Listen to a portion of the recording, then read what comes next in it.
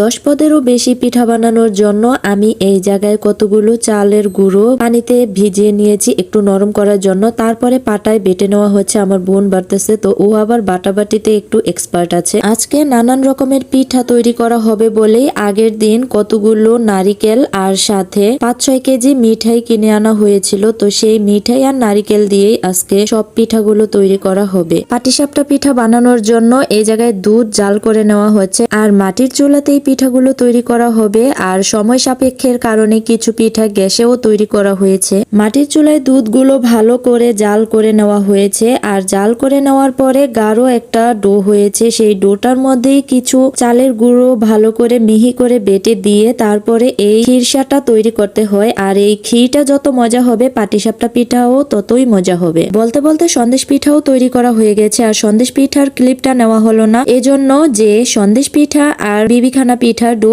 একই রকম হয়, শুধু একটু গাঢ় ও পাতলা, এটাই পার্থক্য। এখন আমি বিবিখানা পিঠার জন্য ডো তৈরি করে নিচ্ছি। আর এর আগে কিন্তু আমি বাটিতে ভালো করে তেল মিশিয়ে নিয়েছি। আর যত ভালো করে তেল মিশিয়ে নেওয়া হবে পিঠাটা তত ভালো করে উঠে যাবে। চালের গুঁড়োর সাথে মিহি করে কাটা মিঠাই আমি একসাথে অনেকক্ষণ এলোমেলো করে নিয়েছি, মাখিয়ে নিয়েছি। এরপরে আমি ধীরে ধীরে সব উপকরণগুলো দিয়ে দিব। আর এই চাল ও মিঠাইয়ের মিশ্রণের মধ্যে ঠান্ডা করে রাখা দুধ এখানে দিয়ে দিব। দুধ যত জাল করে গাঢ় বানানো হবে পিঠাতে ততই মজা হবে আর পিঠাতে গ্রানও হবে। তো তারপরে কিন্তু আমি নারিকেল কুচি দিয়ে দিলাম। আর নারিকেল, দুধ, মিঠাই আর ছিল চালের বাটা। আর এই চালের বাটা কিন্তু বাটতে হয় না, সন্দেশ পিঠার জন্য চালের বাটা বেটে নেওয়া হয় যাতে ফুলকো ফুলকো পিঠা তৈরি করা যায়। আর বিবিখানা পিঠাতে চালের গুঁড়ো বেটে নেওয়া হয় না, এমনিতেই হয়ে যায়। 6 মিনিটের ছোট্ট একটা ভিডিওতে আজকে দেখাবো 10 পদেরও বেশি পিঠা। এখন তৈরি করা হচ্ছে খাজের পিঠা। আর এই খাজের পিঠাকে অন্যান্য